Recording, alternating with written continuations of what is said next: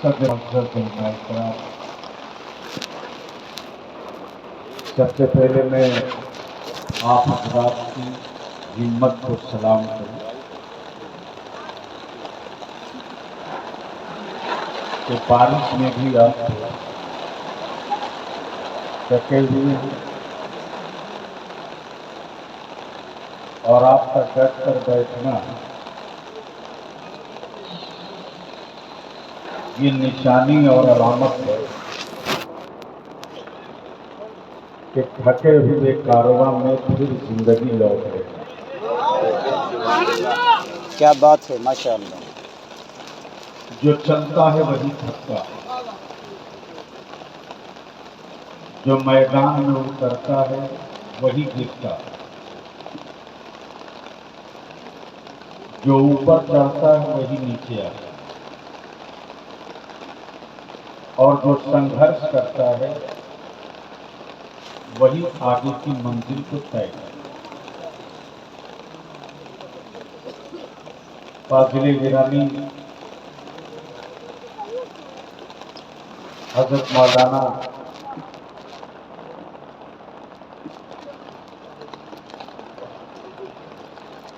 महबूब सन्नम साहब ने आपको बहुत कुछ बताया। फाजिले गिरानी हजरत मौलाना आदिल साहब मुस्कान जो आपके घर से, और आप भी सोच रहे होंगे कि बलियादी साहब को आखिर क्या फर्क पड़ गई है कि गांव-गांव घूम रहे। ये सवाल दिमाग में आता है।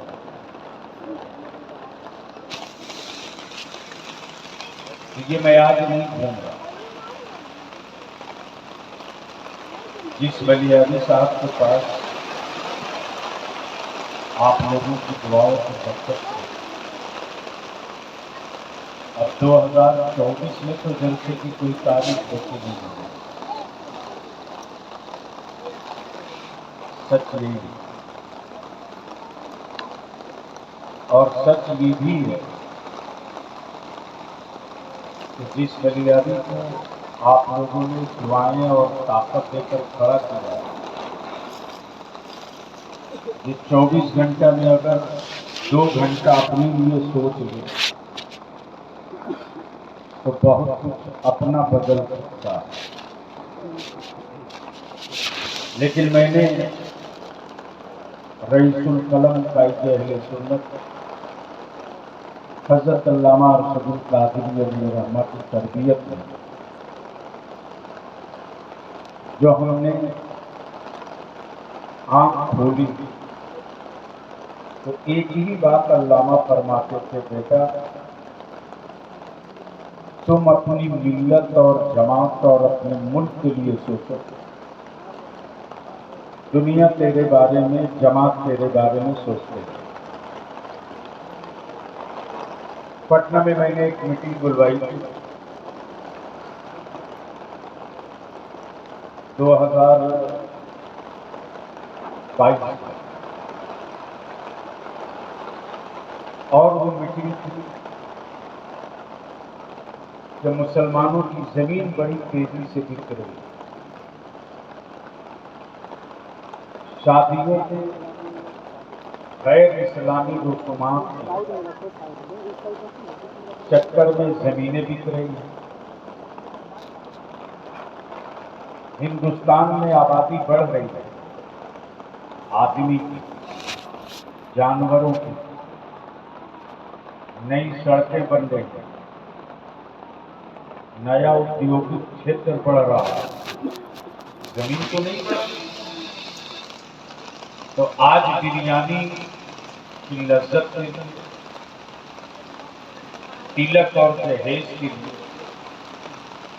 जब मेरी कौम के लोग अपनी जमीनें बेच देंगे तो आने वाले दिनों में इस कौम के बेटों के पास हिंदुस्तानी होने का सबूत क्या बचेगा। और इस मुद्दे पर कोई सियासी पार्टी आपके लिए नहीं सोचेगी। हाँ, आपको बांग्लादेशी कहा जाएगा, आपको घुसपैठी बोला जाएगा, हमारे बच्चों को टेररिस्ट और आतंकवादी की उपाधि दे दी जाएगी। लेकिन हम इस कदर दब चुके हैं कि अगर एक आदिवासी भाई के बेटे के मुंह पर कोई देश का, संविधान का, आइन का दुश्मन, समाज का दुश्मन अगर पेशाब कर दे आदिवासी भाई के बेटे के मुंह पर, तो पूरा जंगल का आदिवासी एक झंडे के नीचे जमा हो सकता है। आखिर हमारे बच्चों को ट्रेन के डब्बों में ढूंढ ढूंढ कर कब तक मारा जाएगा? हमारी औलादों को आतंकवादी और दहशतगर्द कब तक रुसवा किया जाएगा? आखिर हम कब एक झंडे के नीचे इकट्ठा हो सकते हैं? सवाल है। और मैं जान रहा हूं कि मैं दीवार से सर टकराने निकला हूं। शायद मेरी बात आज समझ में ना आए, शायद मेरे मरने के बाद आप ढूंढोगे कि कहां गया लाव पकड़ के, तो मैं ना मिल सकूं।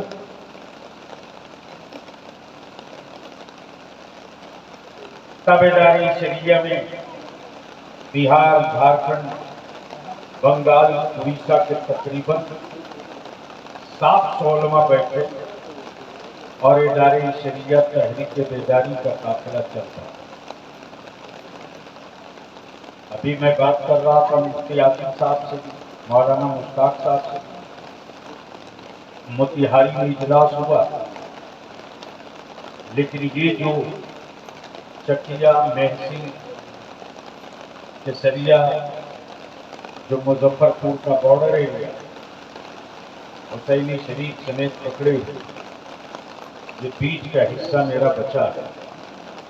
और जब तक हम अपनी मस्जिद नहीं गिन लेते हैं, जब तक हम अपना गांव नहीं गिन लेते हैं, और जब तक गांव-गांव में कमेटी नहीं बना लेते हैं, और जब कमेटी बना करके मस्जिद का सदर सेक्रेटरी खुद तय कर लेगा कि मेरे गांव में, मेरी आबादी में अगर कोई बारात आती है या मेरे गांव से अगर कहीं बारात जाती है, उस बारात में डीजे, बाजा, पटाखा, जहेज, नकदी की बात होगी, तो उस दूल्हे का निकाह मेरी मस्जिद का इमाम नहीं पढ़ाएगा और मैं खुद बारात नहीं जाऊंगा।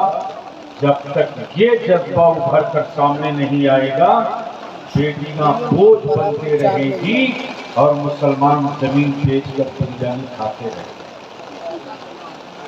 ये दूसरा।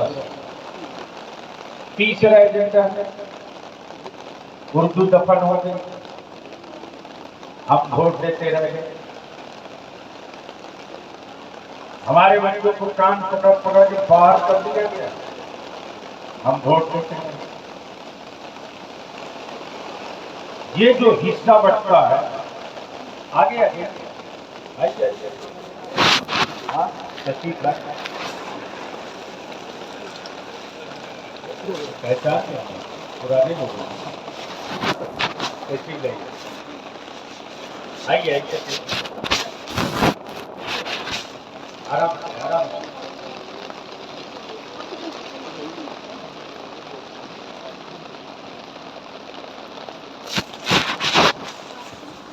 जो कौम संघर्ष करती है, ये बात इसको हटा दो, जो कौम संघर्ष करती है वही कौम आगे बढ़ती है। ये आग लगी है पूरे मुल्क के मीडिया में।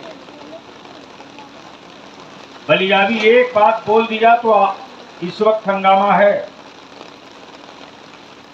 और वो सवाल ये है कि जब दलित भाइयों के बेटों पर, उनके हक हिस्से पर किसी तरह का कोई हमला हो, तो किसी भी पार्टी में दलित हो, एक हो जाता। आदिवासी भाई के बच्चों पर कोई अटैक हो तो ऑल ओवर इंडिया किसी भी दल में कोई भी आदिवासी हो, एक हो जाता।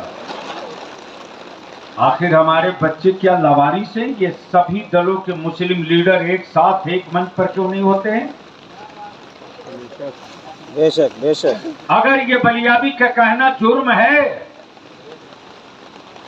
तो ये जुर्म बलियाबी हर रोज करेगा, हर सांस करेगा, मरते दम तक करेगा। इसलिए कि मुझको भी मालूम है जिनकी आबादी 13% है, उनके मेले 60, 65, 70 और उन्हीं सेकुलर पार्टियों की तरफ से, उन्हीं सेकुलर पार्टियों के सिंबल पर दरी बिछा के, चंदा देके, डोनेशन देके, जिंदाबाद करके, बड़ी मुश्किल से जब किसी मुसलमान के बच्चे को टिकट मिलता है तो आखिर उस सेकुलर पार्टी के नेता की बिरादरी का वोट मुसलमान के बच्चों को क्यों नहीं मिलता है? ये कब तक महसी में हिस्सा नहीं बंटता है?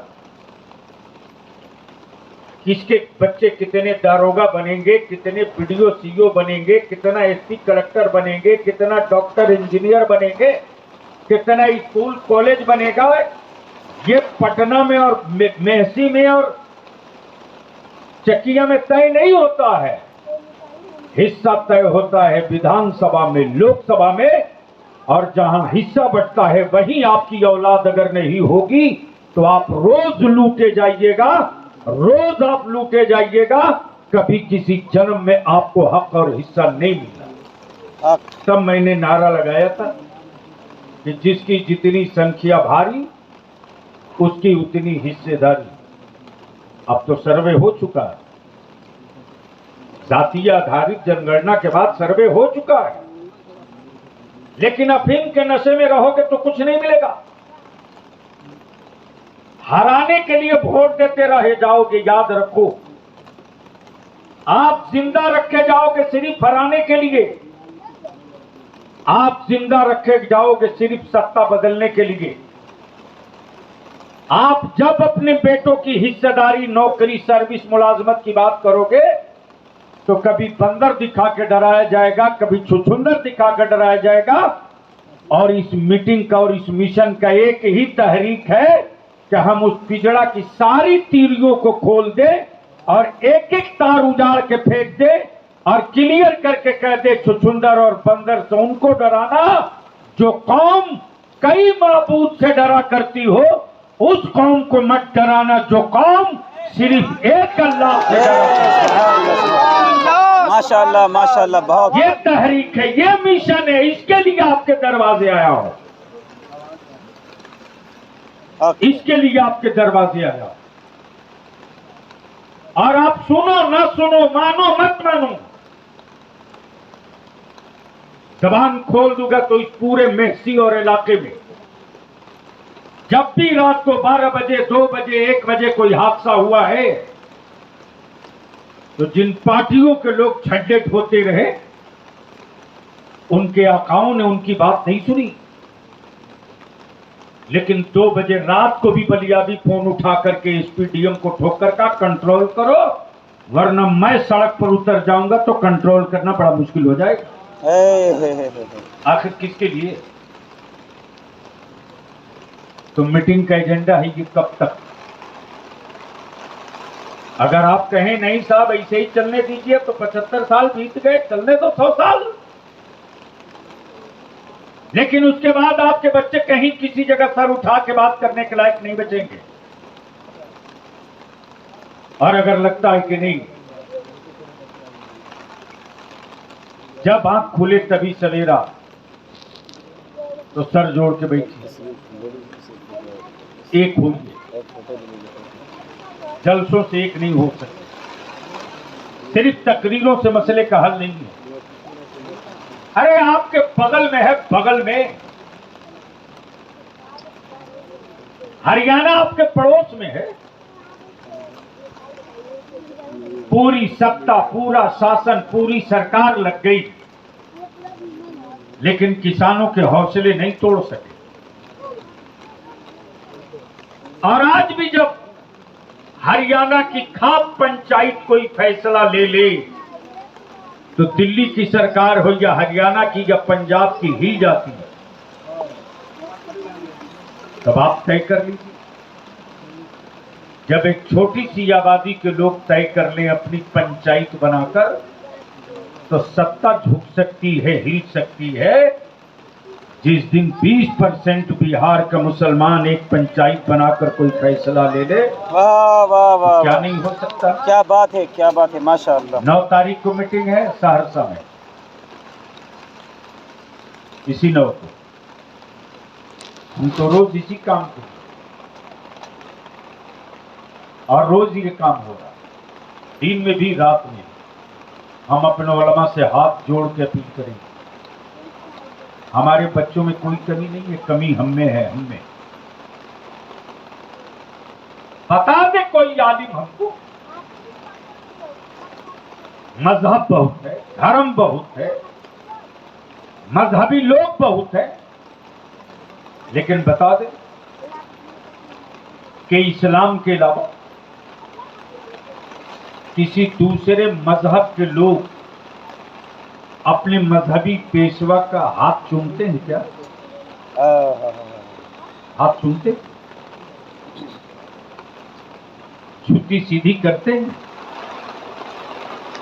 अगर आलिम खाना खाना चाहे, हाथ धोना है, तो मेरा बच्चा दौड़ के जाता है, गंदा है बगलदान तो खुद साफ करता है और अपने आलिम के लिए दौड़ कर लेकर आता है। साहब, अगर इसकी हम कदर नहीं किए तो औलाद तो रहेगी, लेकिन हमारी कब्रों पर फातिहा पढ़ने वाला कोई नहीं रहेगा। अल्लाह, बेशक बेशक। जो मैं कह रहा हूं इसको लिख ले उलमाए किराम।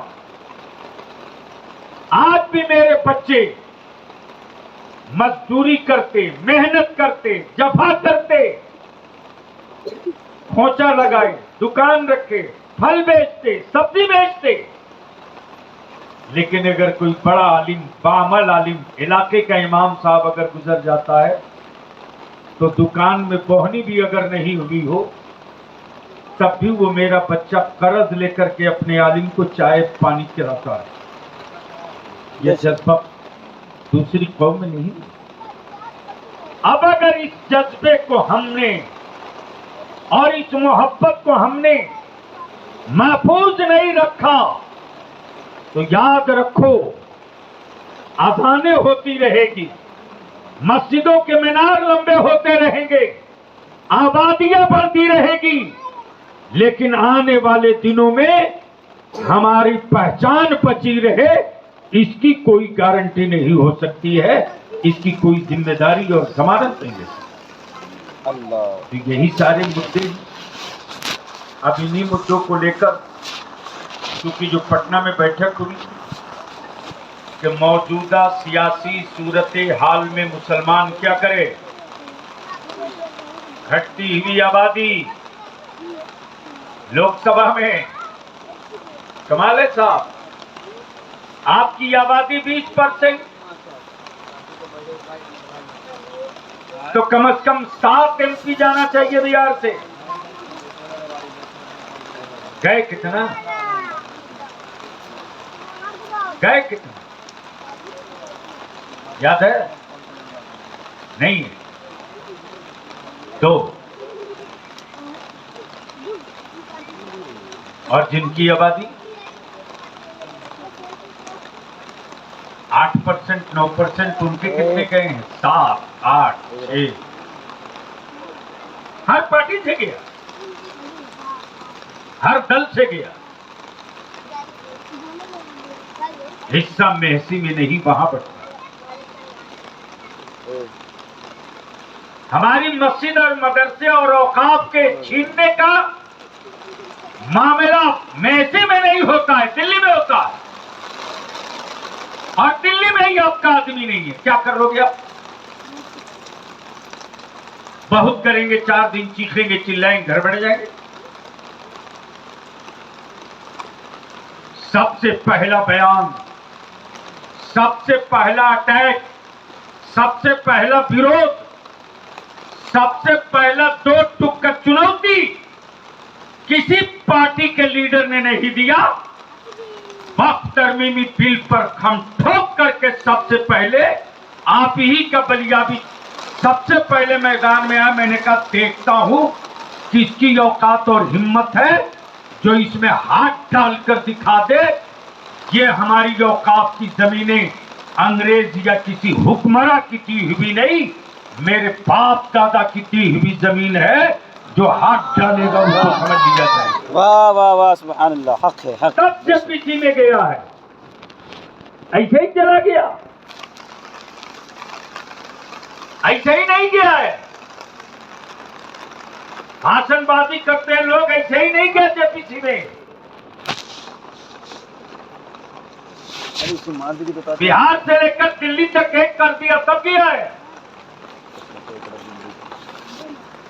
और सबसे पहला जवाब 31 पेज में किसी इदारा, किसी पार्टी, किसी संगठन का नहीं, सबसे पहला जवाब 31 पेज में आपके इदारे शरीयत है। पूरा पीडीएफ पढ़ा। हाँ, बहुत सारे मौलवी मौलाना तंजीम संगठन बार कोड बना के मस्जिद मस्जिद घूम रहे हैं। क्यों घूमोगे भाई? काहे मस्जिद मस्जिद घूमोगे? राय तो सिर्फ मुसलमानों से नहीं मांगा गया ना, सबसे मांगा गया, सबसे मांगा गया। अरे कुछ तो बोलिए, मालूम है तो? पूरे देश से सबसे मांगा गया। तो ये जितनी सियासी सेकुलर पार्टियां हैं जो मेरा वोट लेती हैं, अगर इन बेईमानों की नीयत साफ होती, अगर इन बेईमानों की नीयत में फतूर नहीं होता, तो ये सारी सियासी पार्टियों के लीडर कहते मुसलमानों अब तुम घर बैठो, मैं निपटूंगा। जिस तरह हम बार कोड अपने इदारे शरीया से बना करके मुसलमानों से कह रहे हैं कि तुम अपनी राय दो कि ये गलत हो रहा, नहीं होना चाहिए। अगर ये पार्टियां सिर्फ हमारे वोट का सौदागर नहीं होती, तो ये सारी सियासी पार्टियां जो अपने आप को सेकुलर कहलाती है, वो सब अपनी पार्टी के प्लेटफॉर्म से, सब अपनी पार्टी के बैनर तले, सब अपनी पार्टी का बार कोड बना करके अपने गैर मुस्लिम वर्करों से, महेश से, सुरेश से, रमेश से, गणेश से, दिनेश से कहते कि तुम लोग इसका विरोध करो। तब मैं मानता कि तेरी नीयत भी साफ है और तेरा दिमाग भी साफ है। वाह वाह, लेकिन ऐसा हुआ क्या? अरे बोलो, ऐसा हुआ क्या? नहीं। लड्डू बांटा गया है, लड्डू। सेक्रेटरी साहब, लड्डू बांटा हरामखोरों ने कि वक्त तरमीमी बिल तो आ गया, मुसलमान बल बलाएगा, जाएगा कहां? रहेगा तो मेरे ही पास। समझ सकते हो तो समझो। जेपीसी में भेजवाने वाला और जेपीसी में राय रखवाने वाला, अब देखा जाएगा। लेकिन ये उन लोगों के चेहरे हैं। आज आपका बलिया भी परसों से चिल्ला रहा है, मुसलमान तेरे वोट से दुनिया को प्यार है रे, तेरी औलादों से दुनिया को कोई मतलब नहीं है। औलाद आपकी है, फिक्र आपको करनी है, बेटे आपके हैं, पढ़ाना आपको होगा, आबादी आपकी है, बचानी आपको होगी, जमीन आपकी है, तहफ्फुज आपको करना होगा। इसके लिए मैं आप तमाम लोगों का दिल की अथाह गहराइयों से शुक्रिया अदा करूं। सेक्रेटरी साहब भी तशरीफ लाए, सारे जिम्मेदारान बैठे हैं, आसमान अपना काम कर रहा है, मुसलमान अपना काम कर रहा है। वाह वाह वाह, दोनों का काम होते रहना चाहिए। तो अब जो मुझे अपनी राय रखनी रख दी, अब बताइए कि मुसलमान ऐसे हालात में क्या करे? अब आप अपनी राय, आप कहेंगे कि नहीं बलियावी साहब जैसे चल रहा चलने तो छोड़ दो, तो न मेरी जेब में इतना पैसा है, न बदन में इतना दर्द है, काहे को खून जलाएंगे? हम भी तमाशा देखेंगे। चलो, जो हो रहा होने दो। और अगर आपको लगता है कि नहीं नहीं, जब पासवान एक हो जाए तो चिराग जल सकता है। जब